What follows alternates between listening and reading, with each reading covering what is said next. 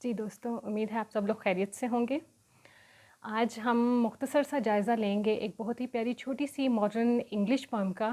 अंग्रेज़ी नज़्म है मिस्टर ब्लेनी, जो कि लिखी है फ़िलिप लार्किन ने। तो इस नज़्म की तरफ चलने से पहले बहुत मुख्तसर सा तारुफ़ जो है फ़िलिप लार्किन का हम देते हैं। उनके डिटेल्ड वर्क के बारे में और उनके थीम्स क्या थे, उनके काम की नेचर क्या थी शायरी में, वो सब कुछ जो है हम किसी और वीडियो में डिटेल से बात करेंगे। इसलिए अभी सिर्फ मुख्तसर उन्होंने जितना उनके पास काम था उसके बारे में हम बात करते हैं। 1922 में इंग्लैंड में फ़िलिप आर्थर लार्किन पैदा हुए थे और ऑलमोस्ट 45-46 के दरमियान में 2 नावल इन्होंने लिखे थे, जिल and the girl in the winter. जब लाइब्रेरियन की जॉब इन्होंने स्टार्ट की तो अपना पूरा फोकस जो है वो पोइट्री की तरफ कर दिया, मॉडर्न पोइट्री की तरफ अब इनका फोकस था।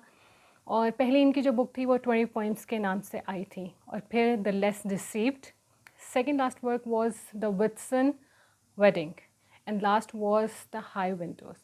द विट्सन वेडिंग और हाई विंडोज़ जो है वो रिमार्केबल काम जो है और फ़िलिप लार्किन के जो है वो माने जाते हैं।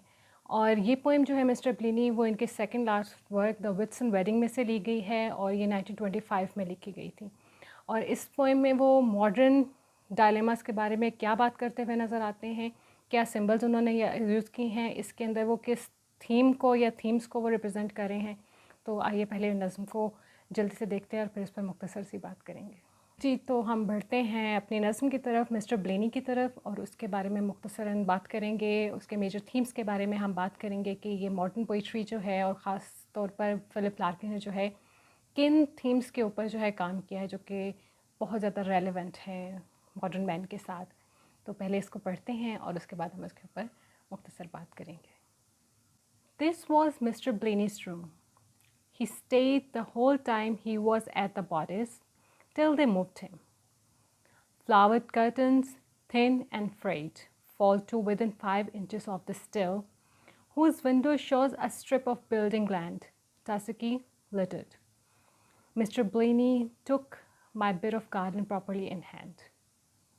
Bed, upright chair, 60-watt bulb, no hook behind the door, no room for the books or bags. I'll take it. So it happens that I lie where Mr. Blaney lay, and stub and fags on the same saucer souvenir, and try stuffing my ears with cotton wool to drown the jabbering set he egged her on to buy. I know his habits, what time he came down, his preference for sauce to gravy, why he kept on plugging at the fore always, likewise their yearly frame, the Frankton folk who put him up for summer holidays and Christmas at his sister's house in Stock. But if he stood and watched the frigid wind tousling the clouds, lay on the fusty bed, telling himself that this was home, and grinned and shivered without shaking off the dread. The how we live measures our own nature, and at his age, having no more to show than one hired bucks should make him pretty sure he warranted no better. I don't know. तो ये थी नज़्म mister ब्लेनी की, जिसके बारे में अब हम तो ये नज़्म थी जिसके बारे में हम मुख्तसर सी बात करेंगे और बस एक जर्नल ओवरव्यू जो है वो देने की कोशिश करेंगे। इत्तेफाक से इसको हमारे यहाँ मास्टर्स इन इंग्लिश के सिलेबस में भी डाला गया है, लेकिन हम इसको स्टडी वर्क पर नहीं देख रहे हैं, हम इसको एज अ मॉडर्न पोइट्री देख रहे हैं। मिस्टर ब्लेनी मुझे ख़ुद बहुत पसंद है। फ़िलिप लार्किन के जितने भी इस वक्त मैंने काम या उनकी जो शायरी थी पढ़ी है, वो बहुत डिफरेंट मीनिंग्स और थीम्स को लिए हुए है, बहुत कैची है, बहुत देर तक आपके ऊपर जो है वो असर रखती है। तो हम ब्लेनी के बारे में बात करते हैं। मुख्तसरन जो है ये नज़्म बता रही है कि स्टार्ट होता है कि ये रूम जो है मिस्टर ब्लेनी का है, जिसके बारे में हमें स्पीकर जो है, अब स्पीकर वो ऑथर भी हो सकता है और वो माउथ पीस भी हो सकता है ऑथर का, जो कि डिटेल बता रहा है हमें कि ये रूम था मिस्टर ब्लेनी का और वो किस किस्म का था, उसके बारे में पूरी डिटेल है कि वो एक छोटा सा एक क्यूबिकल था और जिसमें विंडोज़ जो है उसके ऊपर बहुत ही बेचारे पतले से जो हैं पर्दे थे जो कि जिनके ऊपर फ्लावर पैटर्न जो है वो बना हुआ था, लेकिन वो विंडो से भी 5 इंच जो है वो छोटे थे। और उस विंडो से बाहर हमें एक छोटा सा जो है एक पैच ऑफ लैंड जो है वो नज़र आता है बिल्डिंग के साथ। और उस जगह के ऊपर जो है बहुत ज़्यादा थिक और लंबी घास है, यानी कि वो अनअटेंडेड है, और वहाँ पर लिटर हमें बहुत नज़र आता है। तो एक चीज़ और बताते चलें कि ये द बॉरिस में काम करता था मिस्टर ब्लिनी, जिनके बारे में बताया है। ये एक वर्कशॉप थी और उसके साथ जो है कुछ बोर्डिंग्स बने होते हैं जहाँ पर वर्कर्स जो है वो रहते हैं। फिर हमें जो है उसकी लैंड लेडी बताती हैं कि मिस्टर ब्लिनी जो है मेरे गार्डन का जो है वो कुछ ख्याल रखता था। ऑथर जो है वो बहुत नोट कर रहा है, I am sorry, the poet या स्पीकर जो है वो बहुत ध्यान से हमें जो है एक वर्बल पिक्चर जो है वो दिखा रहा है कमरे की, कि विंडोज़ के बाद वो आता है कि एक बेड है और अनइवन सा एक बेड है, एक सीधी बस चेयर पड़ी हुई है जो कि क्वाइट अनकंफर्टेबल है, एक 60 वॉट का जो है वो एक नेकेड बल्ब है, यानी कि उस पर कुछ शेड नहीं है, वो डायरेक्ट आपकी आंखों में भी पड़ेगा। इसके अलावा जो है वहाँ पर उसके दरवाज़े पर उसको बंद करने के लिए कोई हुक भी नहीं है। इसके अलावा वहाँ पर बिल्कुल जगह नहीं है कि कोई बैग्स रखे जाएं या वहाँ पर बुक्स वगैरह रखी जाएं। इस बात के ऊपर इसके साथ ही जो है और स्पीकर जो है, मेरी सॉरी मैं बार बार ऑथर की बात करती हूँ, स्पीकर जो है वो फ़ौरन से बोलता है कि मैं इसको लूँगा, यानी कि वो इसको रेंट पर लेने के लिए तैयार है। और फिर स्पीकर बता रहा है कि मैं उस बेड पर जब लेटा हूँ तो मुझे अंदाज़ा हो रहा है कि उसकी हैबिट जो हैं कैसी होंगी, किस वक्त जो है वो उठता है और अपने काम पर जाता हुआ हमें नज़र आएगा, और क्यों वो जो है सॉस को प्रेफर करता था ग्रेवी के ऊपर। हमें स्पीकर कोई क्लियर रीज़न नहीं बता रहा कि उसको कैसे पता लगता है और क्यों है वो मिस्टर ब्लिनी ऐसा करता हुआ दिखाया गया, लेकिन हमें कुछ अंदाज़ा जो है एक मॉडर्न टिपिकल लाइफस्टाइल से जो है वो हो रहा है। इसके अलावा उसको जो है गिफ्ट में एक प्लेट जो मिली थी, एक सॉसर जो मिली है, उसी को वो हर चीज़ के लिए इस्तेमाल करता है। इवन कि अपने सिगरेट बट्स जो हैं उनके एशेस के लिए भी वो उन्हीं को यूज़ करता हुआ दिखाया गया है। स्पीकर कहता है कि मैं यहाँ पर बैठकर इन तमाम चीज़ों को देख रहा हूँ और उसके साथ साथ मुझे अपने कानों में जो है वो वूल कॉटन जो है वो रुई ठोसनी पड़ी है, क्योंकि वहाँ पर बहुत एक रेडियो है जो कि उसने अपनी लैंड लेडी से बहुत ज़िद करके जो है वो लिया था, और उसका साउंड जो है बकौल स्पीकर बहुत जैबरिंग है, बिल्कुल कानों को फाड़ देने वाला है, बहुत शोर है, और मुझे उसको रोकने के लिए अपने कानों में जो है वो देना पड़ता है। हमें बाहर की जो है इमेजरी नज़र आ रही है जो कि अनअटेंडेड है, और वहाँ पर लिटर भी हमें बहुत ज़्यादा नज़र आता है।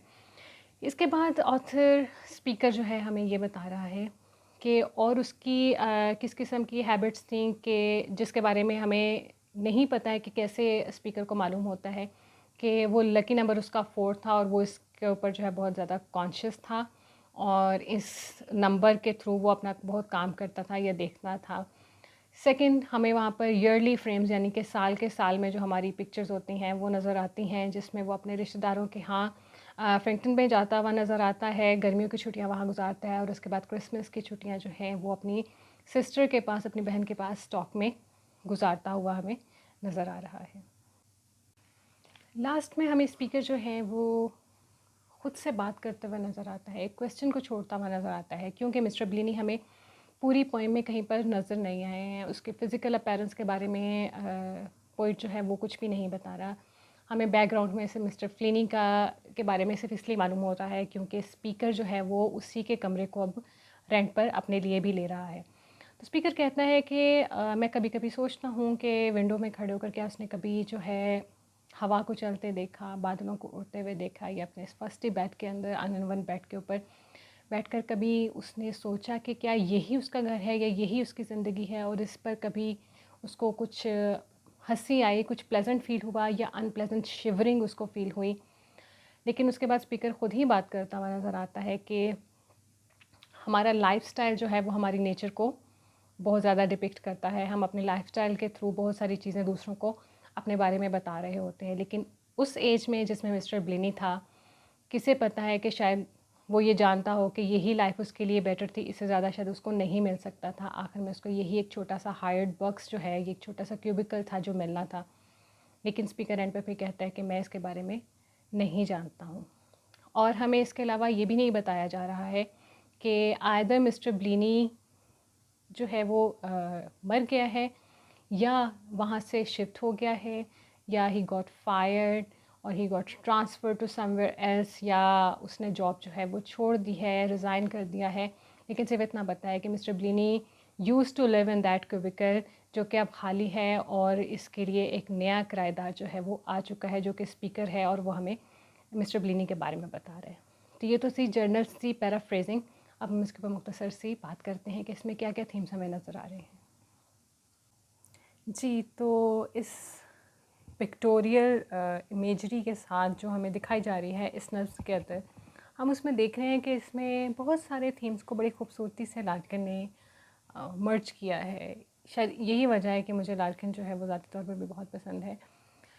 ज़्यादातर फोकस जो लार्किन का था वो था पोस्ट वॉर सिचुएशन के ऊपर, के बाद में बहुत सारे असरात हमारे ऊपर आते हैं। आपका इंफ्रास्ट्रक्चर ऑफ कोर्स ख़त्म था पोस्ट वार के बाद, वर्ल्ड वॉर सेकंड के बाद, और आपके पास कुछ इंडस्ट्री या कुछ भी नहीं था, इंफ्रास्ट्रक्चर बेसिकली टोटली सब ख़त्म हो चुका था। लेकिन इसका इम्पेक्ट जो है आपके फ़िज़िकल जो है वो इफ़ेक्ट कैसा था, इसके अलावा साइकोलॉजिकल और मेंटल इफ़ेक्ट जो हैं वो बहुत ज़्यादा था ऑफ कोर्स। और उस तनाजुर को सामने रखते हुए जो है लार्किन ने बहुत सारी अपनी पोएम्स जो हैं वो इसी सेंसेस में लिखी हैं।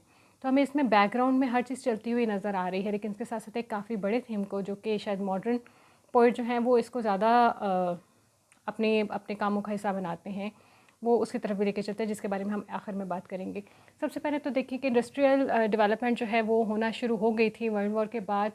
इंग्लैंड में जो है ये देखने में आता है कि 40% जो है वो डेवलपमेंट या जो लाइफस्टाइल था वर्कर्स का वो बेहतर होने लग गया था। वैक्सीनेशन हो रही थी और लोगों को एम्प्लॉयमेंट जो है उसके बहुत सारे मौके जो है मिलने लग गए थे, मर्द और औरत दोनों ही काम करते हुए नज़र आते थे। लेकिन इसका एक इम्पैक्ट जो है वो ये पड़ा था कि इंडस्ट्रियलाइजेशन की वजह से आप लेबर फोर्स के ऊपर काम कर रहे हैं, लेकिन इस कदर काम जो है हो चुका है कि आपका एक जो एक प्रॉपर लिविंग स्टैंडर्ड है वो हाई नहीं हो पा रहा है। और इसके अलावा आपका फ़ोकस जो है वो इंडस्ट्री की तरफ इस कदर है कि इर्द गिर्द हमें जो बिल्डिंग्स हैं या जगह हैं वहाँ पर हमें बहुत ज़्यादा लिटर का नज़र आना वो सिंबल है कि हमने बहुत सारी चीज़ों को उस वक्त जो है ओवरलुक करना शुरू कर दिया था, क्योंकि हमारा फोकस जो था वो सिर्फ इंडस्ट्री और लेबर के ऊपर था। तो बहुत सारी चीज़ें जो है वो आपके सामने फोकस होती हैं। वो बिल्डिंग जो द बॉरिस थी, द वर्कशॉप थी, वो शायद इसी चीज़ का सिंबल है। और उसके पीछे जो लिटर्ड अनअटेंडेड किस्म का जो हमें पैच नज़र आ रहा है, वो शायद यही बात कर रहा है कि आपके नेचर से ताल्लुक़ या आपका जो एक वाइल्ड चीज़ें थी, आपने उसके ऊपर जो है आपका ध्यान ख़त्म हो चुका था, क्योंकि इतना वक्त नहीं था हमारे पास।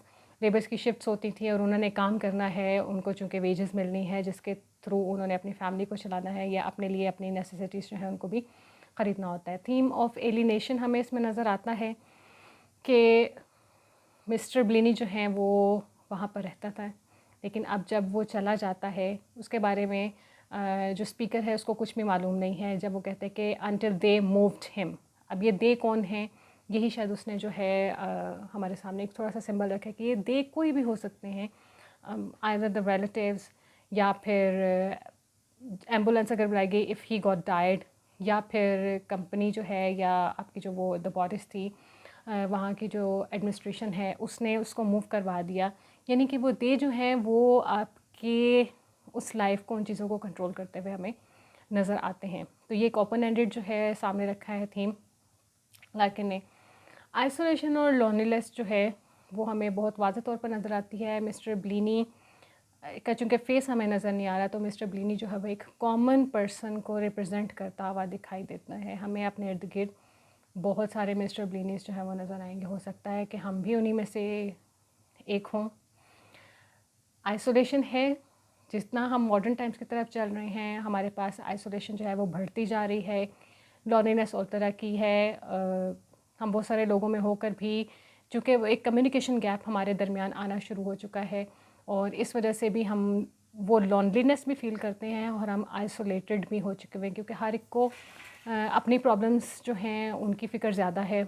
फिर आपको सोसाइटी का बहुत ज़्यादा आपके ऊपर जो है वो प्रेशर है, आपने अपने लाइफस्टाइल के ऊपर काम करना है, आपने अपनी फैमिलीज़ को भी रेस करना है, आपने बहुत सारे जो हैं वो टैक्सेस देने हैं, अपने बहुत सारी सर्विसेज के बदले बहुत पैसे जो हैं वो देने हैं, जिसके लिए आपको जो है वो डे एंड नाइट काम भी करना है। इसके अलावा पोस्ट वॉर में हम मटीरियलिज़म की तरफ तो जा रहे थे, हमारे पास इंडस्ट्रियल डेवलपमेंट होती हुई नज़र आ रही है, लेकिन एक चीज़ थी कि उस वॉर के साथ साथ जो कुछ भी वहाँ पर देखा गया या जितनी डिसइल्यूजनमेंट्स उस वॉर ने दी थी, उसके बाद लोगों में वो इमोशंस जो हैं वो काफ़ी हद तक ठंडे पड़ना शुरू हो गए थे। यानी कि इमोशनलेस लाइव्स जो थी वो हो चुकी थी। एक दूसरे के साथ भी वैसी शायद अटैचमेंट नहीं रही थी और इंसान के अपने साथ भी वैसी अटैचमेंट नहीं रही थी। इसीलिए हम ये भी देखते हुए नज़र आ रहे हैं कि मिस्टर ब्लेनी जो है उसमें कोई बहुत कलरफुल लाइफ उसने अपना लाइफस्टाइल नहीं रखा हुआ था। पॉवर्टी जो है वो हमें वाज़ह तौर पर कमरे से नज़र आती है कि जिसके पर्दे जो है वो बहुत बारीक हैं, बिल्कुल फट चुके हुए हैं, लेकिन वो शायद अफोर्ड नहीं कर सकता था। Same is the case with the bed और एक चेयर, और इवन के ये भी हालात हैं कि उसका दरवाज़ा जो है वो बंद नहीं होता था। वो इस छोटे से क्यूबिकल में रहने के लिए क्यों मजबूर था, ये हम सबको पता है कि वो मजबूरी कैसी हो सकती है। आप बिल्कुल अफोर्ड नहीं कर पाते हो। शायद यही रीज़न थी कि वो बहुत ज़्यादा चीज़ें भी नहीं रखता था और उसी सॉसर को जो हर काम के लिए हमें इस्तेमाल करता हुआ नज़र आता है। ये अपरेंट हमारे सामने एक पॉवर्टी का जो है वो नज़र आता है, मंजरकशी होती हुई दिखाई दे रही है। ये तो थी एक अपरेंट हमारे पास थीम कि रेवोल्यूशन आ रहा है, इंडस्ट्री डेवलपमेंट नज़र आ रही है, लेकिन पॉवर्टी भी इतनी है कि आप उन बहुत सारी चीज़ों को अफोर्ड नहीं कर सकते हैं। अब थोड़ा सा हम अगर डीपर मीनिंग्स की तरफ जाते हैं तो चूँकि मॉडर्न पोइट्री जो है वो ऑलमोस्ट ओपन एंडेड होती है और वो आपके सामने खुद से ही चीज़ें रख देती है कि आप जो भी एक रेलेवेंट थीम निकाल सकते हैं वो उस थीम में ढल जाती है। स्पेसिफिक जो है बहुत सब्जेक्टिव काम हमें उस तरह से नज़र नहीं आता। सिम्बलिज़म जो है वो मॉडर्न पोइट्री में बहुत अच्छे तरीके से बहुत ज़्यादा इस्तेमाल किया जाता है। इसमें भी हमें बहुत सारी चीज़ें सिंबॉलिक मिलेंगी। अब अपरेंट तो हमने देख लिया कि जो इंडस्ट्रियलाइजेशन का था, पोस्ट वॉर सिनेरियो हमें नज़र आता है। हमें पॉवर्टी और लेबर्स जो हैं उनकी अनएम्प्लॉयमेंट भी है और वो मजबूर हैं इन चीज़ों के साथ रहने और काम करने में, और वो मूव कर दिए जाते हैं, या डेथ अल्टीमेटली एक थीम है लार्किन का कि अगर डेथ आती है तो तभी आपको कुछ नहीं करना है। लेकिन इसके साथ साथ हमारा जो एक द मैन के साथ जो थीम्स चल रहे हैं उनको वो लार्किन इस तरह से लेके चलता है कि आप देखेंगे mister Blaney is a common person. हमें स्पीकर बता रहा है कि उसके दरवाज़े पर बंद करने के लिए इवन हुक्स भी नहीं है। तो शायद ये आपकी एक कॉमन सबकी कलेक्टिव एक लाइफ है कि हर कॉमन शख्स एक तरह की ज़िंदगी गुजारता है या गुजारने पर मजबूर है, बहुत सारी सोशल प्रेशर्स की वजह से भी, कि वो दरवाज़ा जो है, ये हमारी लाइफ के जो दरवाजे हैं उनमें हुक्स आपको नहीं नज़र आएंगी। इसके अलावा हमें मिस्टर ब्लिनी जो है वो लेस एम्बिशियस नज़र आता है, क्योंकि अगर कुछ एम्बिशन होती तो कुछ सामान उसके पास होता, कुछ ऐसी चीज़ें मिलती, कुछ ऐसे जर्नल्स मिलते जिससे हमें अंदाज़ा होता कि उसने कुछ फोकस रखा था, कुछ प्लान्स थे जिनके ऊपर वो काम करना चाहता था। दिस मीन्स कि वो बिल्कुल फ्री मैन की तरह काम कर रहा था। क्रिएटिविटी हमें यहाँ पर नज़र नहीं आ रही है, यानी कि कॉमन मैन जिसका हैंड टू माउथ सिर्फ लाइफस्टाइल चल रहा है वो क्रिएटिव नहीं हो सकता, वक्त भी नहीं मिलेगा और सोच वहाँ तक पहुँच भी नहीं सकेगी। और वैसे भी क्रिएटिव होने के लिए सर्टन जो है एनवायरनमेंट का होना ज़रूरी है, जो कि कॉमन पर्सन जो है हमारे पास या लेमैन जो है उनके लिए वाज़ात नहीं मिल पाता है। तो इसलिए वहाँ पर हमें कोई बुक्स नज़र नहीं आती हैं, वहाँ पर जगह ही नहीं है, यानी कि कॉमन मैन की लाइफ के अंदर शायद किताबों के लिए वक्त और जगह नहीं है। इसी तरह there was no room for bags अगर हम सिंबॉलिक बनाते हैं सामान के थ्रू, तो ये भी हमें नज़र आ रहा है कि कॉमन पर्सन जो है इस वक्त जिस तरह से काम कर रहा है वो बहुत ज़्यादा सामान या लाइफ के बहुत ज़्यादा प्लान्स को वो नहीं रख सकता। शायद वो डे टू डे लाइफ के ऊपर ही चल रहा होता है, इसी वजह से until he moved by them वाला काम हो जाता है। तो हमारे पास वो सामान भी नहीं है जो हम लेकर चलना चाह रहे हैं।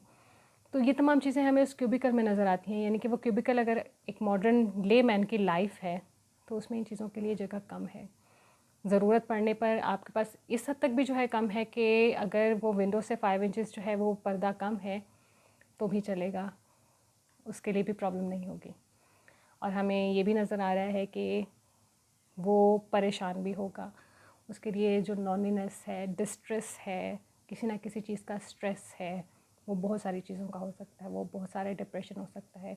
क्योंकि हम ये भी देखते हैं कि पोस्ट वॉर जो है चीज़ें चल रही हैं और उसके बाद जब आपकी सोसाइटी जो है वो नए सिरे से सेटअप में आ रही होती है तो बहुत सारे सवाल होते हैं, बहुत सारे प्रेशर होते हैं, बहुत सारी नॉर्म्स होती हैं, बहुत सारे ख्वाब होते हैं, बहुत सारी हेल्पलेसनेस होती है, जिसको हम नहीं समझ पाते हैं और हम उसके बारे में काम नहीं कर पाते हैं। तो शायद यही चीज़ें हैं और उसके बारे में हमें सिंबल जो है वो उसके स्मोकिंग जो है वो मिलती है कि जब डिस्ट्रेस में आते हैं तो फिर हमें इसको कवर करने के लिए स्मोकिंग करनी है। लेकिन वो उसके लिए भी कुछ स्पेशल या कोई एस्ट्रे नहीं रखता, वो एक ही जो प्लेट है, ये जो सॉसर है, उसको इस्तेमाल करता है और वो भी उसको गिफ्ट मिली हुई है।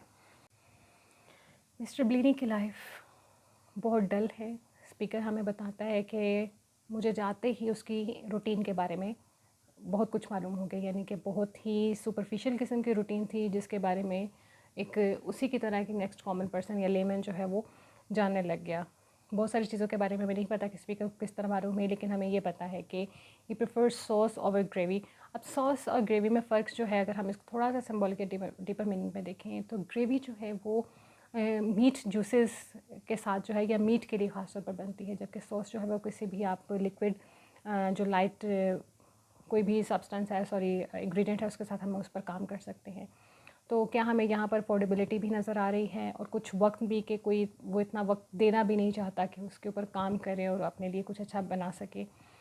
इसके बाद हमें वहाँ पर जो चीज़ नज़र आती है वो है उसके ईयरली फ्रेम्स हैं, यानी साल में वो 2 दफ़ा जाता है, एक अपने रिश्तेदारों के यहाँ जाता है छुट्टियाँ गुजारे और फिर साल के आखिर में क्रिसमस की छुट्टियों में वो अपनी बहन की तरफ चला जाता है और उसकी तमाम यादें जो हैं वो हमें उस पिक्चर्स के उन फैमिली फ्रेम्स में नज़र आती है। यहाँ पर हमें थीम ऑफ एलिनेशन ज़रूर नज़र आता है कि might be he is having that issue, कि आप में स्ट्रेस भी आता है कि वो फैमिली के साथ नहीं है, रह नहीं सकता और बस कुछ ख़ास मौक़ों पर जो है उस गेट टुगेदर में वो उनसे मिलने जा सकता है या वो उसको रख नहीं सकते या वटेवर। बहरहाल हमें ये पता है कि there is a huge gulf between the family. वो हमें हर मॉडर्न मैन में जो है नज़र आती है कि आप जब अकेले होते हैं तो आप ज़रूर अपने साथ अपने जैसों में अपनी फैमिली फ्रेंड्स में रहना चाहते हैं, लेकिन बहुत सारी मजबूरियाँ हैं जो कि आपको नहीं रख पा रही होती हैं। हमें ये चीज़ उसमें जो है वो वाज़ेह तौर पर नज़र आती है। फिर लकी नंबर 4 पर अगर वो काम करता है तो चूँकि एम्बिशन नहीं है, चूँकि कुछ और करने को नहीं है, तो एक छोटी सी तसल्ली थोड़ी सी सुपरस्टिशन के साथ कि लकी नंबर है और हम उस पर काम करते हैं, यानी कि छोटी छोटी उन चीज़ों के साथ अपनी सेटिस्फेक्शन या अपनी तसल्ली रखना जो कि शायद साइंटिफिकली वर्क नहीं कर रही होती हैं। बहरहाल ये तमाम चीज़ें जो हमें कॉमन मैन में नज़र आती हैं कि वो अपनी छोटी छोटी चीज़ों को, छोटे छोटे क्या कहना चाहिए, अटैचमेंट्स को वो अपने साथ रखता है, चाहे उसके कोई लॉजिक बने या ना बने, क्योंकि वो बहुत ज़्यादा थिंकिंग की तरफ या प्रोफाउंडिटी की तरफ नहीं जा सकता है, क्योंकि उसे काम भी करना है और उसने जाना भी है। इसके अलावा एलिनेशन के थीम की वजह से वो इंट्रोवर्ट शायद हो या ना हो, लेकिन एक्सट्रोवर्ट होना चाहता है, इसीलिए वो अपनी लैंडलेडी से बड़ी मिन्नतें करके जो है वो रेडियो लेता है ताकि वो बाहर की दुनिया के साथ उसका कुछ रब्ता रहे, यानी कि ही इज़ सो नॉनली, वो इतना अकेला है और रात को जब उसने काम से आना है तो वो अपने क्यूबिकल में इस कदर अकेला है कि उसको कुछ आवाज़ें चाहिए, उसको कुछ चाहिए कि इर्द गिर्द उसके बोलता हुआ दिखाई दे, उसके लिए उसको रेडियो ही लेना पड़े। लेकिन रेडियो की साउंड जो है वो सिंबॉलिक करिए, दैट इज़ अ जैबरिंग साउंड, यानी कि उसमें से जो कुछ आ रहा है वो आपके कानों को फाड़ देता है। तो रेडियो से आपको बेसिकली क्या मिल रहेगा, आउटसाइड कम्युनिकेशन है, उसमें ख़बरें भी हैं और उसमें वो तमाम चीज़ें जो है दिखाई जाएंगी जो कि वो खुद चाहते हैं कि मीडिया किस तरह से अफेक्ट करे लोगों के ऊपर।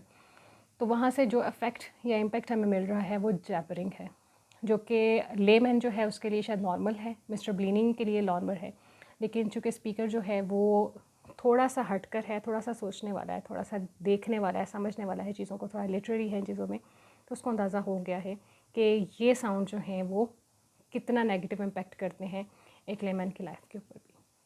और आखिर में जो है पोइट अपने बारे में बात नहीं करता है, लेकिन क्वेश्चन जो है वो इस तरह से छोड़ता है कि थोड़ी सी उसकी नेचर भी हमें समझ आती है। एक बहुत डीप जो लाइन है वो हमें नज़र आती है जब पोइट कह लें या स्पीकर कह लें, जब वो ये बात करता है कि इंसान के लाइफस्टाइल से उसकी नेचर के बारे में मालूम हो जाता है। अब इस लाइफस्टाइल से हमें ब्लीनी के बारे में क्या मालूम हो रहा है, किस कदर आइसोलेशन थी या वो किस कदर जो है वो मजबूर था कि अपने एक दायरे की ज़िंदगी में रहने के लिए वो इससे आगे नहीं निकल सकता था। उसकी ज़िंदगी भी बिल्कुल उसी क्यूबिकल की माने थी जिसमें वो बस फिट इन हो सका और उसी में रह सका। फिर भी जो स्पीकर है वो कहता है कि कभी कभी मैं सोचता हूँ वहाँ पर लेट कर उसी फर्स्ट बेड के ऊपर जिस पे वो लेटा था, उसी पेन को फील करते हुए कि क्या कभी उसने हवा को चलते हुए देखा या बादलों को उड़ते हुए देखा?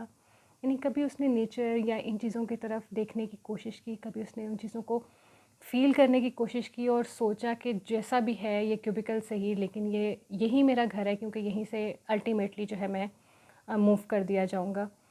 घर, होम, क्या उसको कभी होम की फीलिंग आई यहाँ से? और उस होम की फीलिंग को कि मुझे यहीं पर रहना है, अच्छा है या बुरा है, तो स्पीकर जो है वो सोचता है कि कैसी फीलिंग्स होंगी, क्या कभी वो इस चीज़ पर मुस्कुराया होगा कि हाँ at least it's a home sweet home for me, अगर मैं अकेला रहता हूँ। या कभी वो इस लाइफस्टाइल पर या इस होम पर या इस हेल्पलेसनेस के ऊपर उसको कभी शिवर किया, कभी कांपा कि ये सब क्या हो चुका है। लेकिन फिर हमारे सामने एक ओपन एंडेड जो है वो स्पीकर छोड़ता है कि हो सकता है कि इस उम्र में आकर उसको लगे कि इससे बेहतर मज़ीद लाइफस्टाइल उसको नहीं मिल सकता, और शायद यही एक छोटा सा क्यूबिकल, एक हार्ड बॉक्स जो था वो ही उसके लिए एक ज़्यादा राह थी, और इससे ज़्यादा वो नहीं जा सकता था। तो यहाँ पर एक बहुत ही अहम सवाल जो है स्पीकर छोड़ता हुआ नज़र आता है। उस पॉवर्टी में या उस कंडीशन में जो कि हमारे पास सोशल एंड इकोनॉमिकल कंडीशन हमें नज़र आ रही है सोसाइटी में, उसमें क्या कोई लेमैन या मिस्टर ब्लिनी जो है, कोई मिस्टर ब्लिनी क्या सोच सकता है कि इससे बेहतर के वो ख्वाब देख सकता है, या इससे बेहतर के लिए वो स्ट्राइव कर सकता है, जबकि उसको पता है कि ऐसा नहीं हो सकेगा, या वो ज़्यादा स्ट्राइव नहीं कर सकेगा? तो क्या उसको लगता है कि इससे बेहतर मुझे नहीं मिलना था, और ये एक हायर्ड बक्स था, क्योंकि ये भी किराए का एक कमरा था? लेकिन अगर इसको हम सिंबॉलिक करें, इन केस अगर हम देखें कि मिस्टर ब्लिनी जो है उसकी डेथ हो चुकी है, तो भी हमारे सामने एक सिंबल जो है वो लार्किन रखता है कि यही शायद वो सोचता हो कि जिस कॉफिन में उसने जाना है वो भी तो हायर्ड होगा ना। तो शायद इससे ज़्यादा कोई वारंटी नहीं मिल सकती कि ये भी हायर्ड बक्स है, और अल्टीमेटली ये हायर्ड बक्स, ये हमारी जो लाइफ है, इसने भी अल्टीमेटली एक छोटे से क्यूबिकल में ही बंद होकर यहाँ से चले जाना है।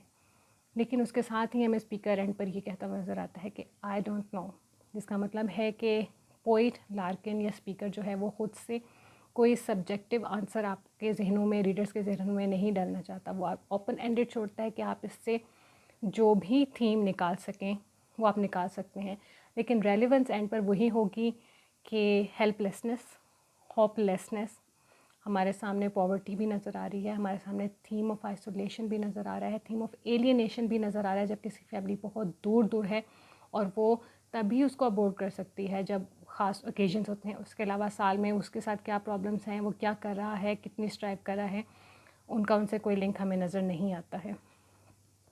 अकेला है, इसी वजह से उसके पास सामान कम है, अफोर्ड भी नहीं कर सकता, ये भी सिंबल हो सकता है।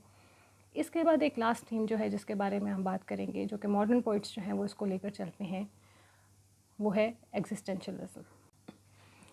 जी, तो एग्जिस्टिंग या एग्जिस्टेंशियल क्राइसिस के बारे में बहुत लोगों ने लिखा है, और लिटरेचर में इसमें बहुत काम किया गया है, और मॉडर्न जो हमारे पास लिटरेचर है वो इस थीम को ज़रूर टच करता हुआ जाता है।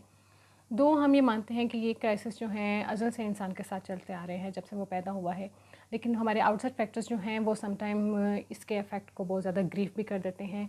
और ख़ास तौर पर जब हम मॉडर्न साइड की तरफ आते हैं, जहाँ हमें बहुत तरह की टेक्नोलॉजी मिल रही है, बहुत सारी फैसिलिटीज़ मिल रही हैं, लेकिन एट द सेम टाइम हमारे पास जो है ये सब चीज़ें, जो मटेरियलिज्म आना शुरू हो रहा है, उसकी वजह से हमारे जो एब्स्ट्रैक्ट फीलिंग्स है, जो हमारा एक दूसरे के साथ एहसास था, या हमारे जो इमोशंस थे, वो काफ़ी हद तक जो है वो सर्द होते जा रहे हैं।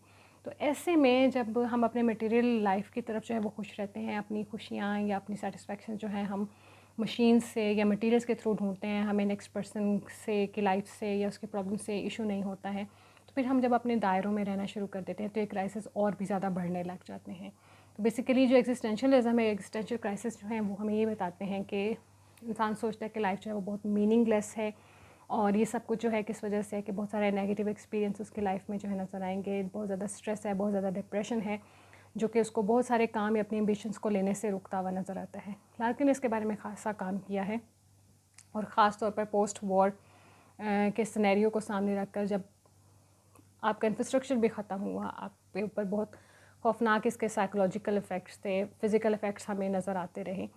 ये तमाम चीज़ें जब बहुत सारी डिसइल्यूजनमेंट्स लोगों के पास होना शुरू हुई, तो ये क्राइसिस जो है वो पहले से ज़्यादा हैवी होकर आने लग गए। यानी कि एक पर्सन जो है उस वक्त आउटसाइड प्रॉब्लम्स को भी सॉल्व कर रहा है, फेस भी कर रहा है, उसने वो वॉर भी देखी है, उस वॉर का बाद में आफ्टर शॉक्स भी वो देख रहा है, लेकिन उसके साथ साथ वो इंटरनल अब इन चीज़ों में भी चल रहा है, क्योंकि उसके नज़दीक क्या है कि लाइफ है क्या, ये इस तरह से सब कुछ क्यों हुआ।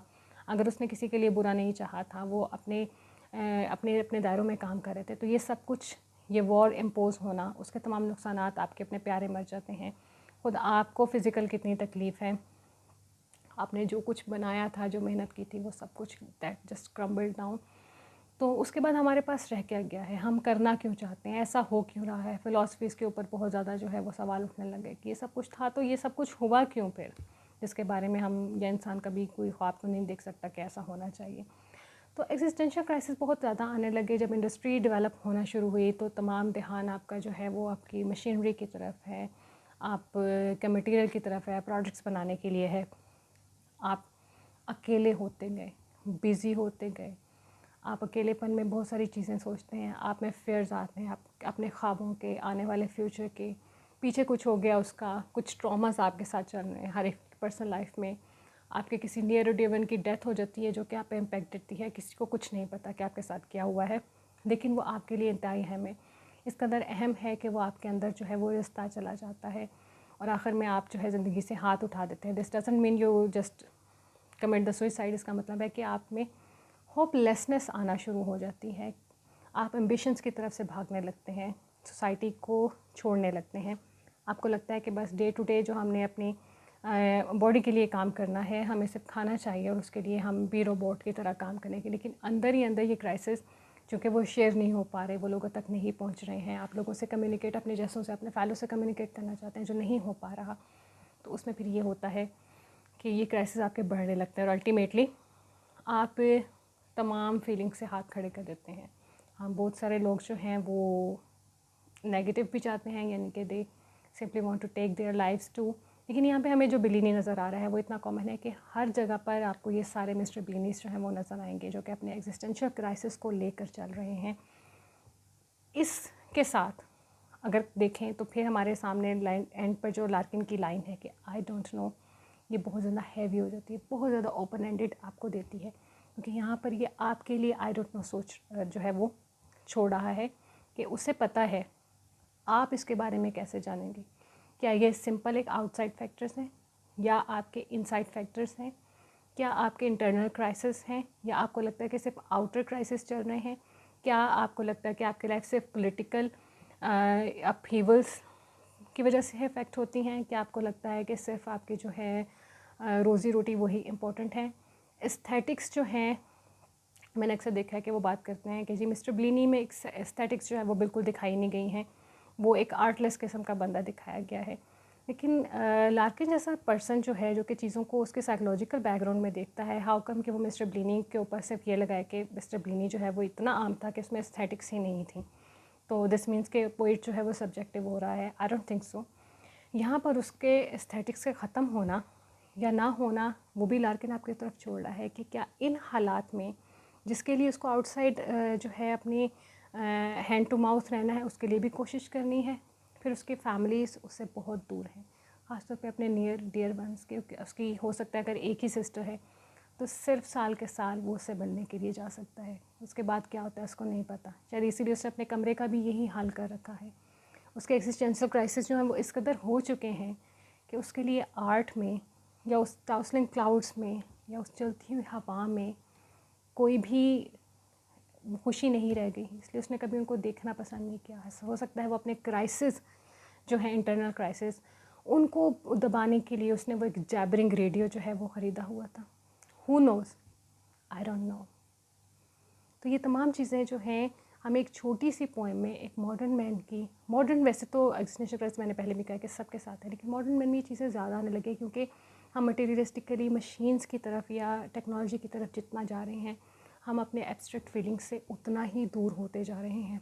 और उसकी वजह यह थी कि एक वक्त आता है कि इंसान को जब एक दूसरे का कंधा चाहिए होता है और वो नहीं मिलता है, तो फिर आप फट पड़ते हो, चीख पड़ते हो, और उसके बाद उसका जो नुकसान है जो कि रिपेयरेबल भी नहीं है, वो सिर्फ उसी शख्स का होता है। तो मिस्टर ब्लिनी, अब आप इसको अगर दोबारा से पढ़ेंगे तो देखें कि आपको अपने इर्द गिर्द कितने सारे मिस्टर ब्लीनिस हर जगह पर चलते फिरते नज़र आएंगे। हो सकता है उनमें से एक आप भी हों।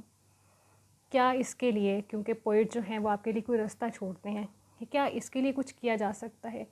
क्या इन मिस्टर ब्लीनिस को सिर्फ हम आइडेंटिफाई करें, या उनका जो रूम है, जो उसका क्यूबिकल है, उसमें कुछ स्पेस बनाने की हम खुद से कोशिश कर सकते हैं?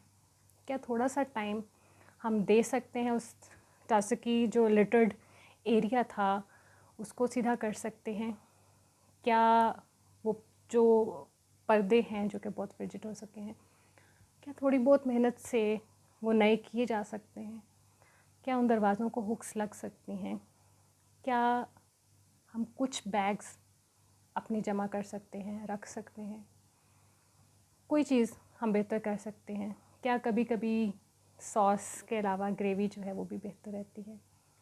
क्या लकी नंबर 4 के अलावा lucky number people, lucky number family, lucky number friends काम करते हैं या नहीं करते हैं?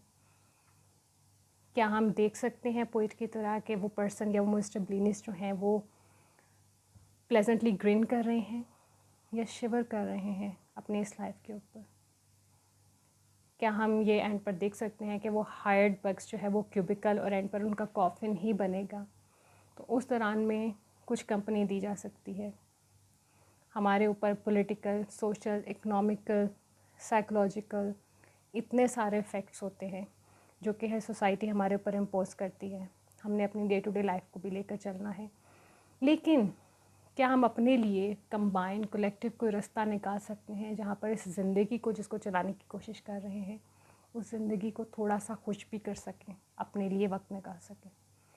इस पे सोचिएगा और उम्मीद है आपको पसंद आएगा। तो फिर हम किसी और नज़म या किसी और पीस के साथ जो है लिटरेरी हाजिर होंगे। अपना ख्याल रखिएगा।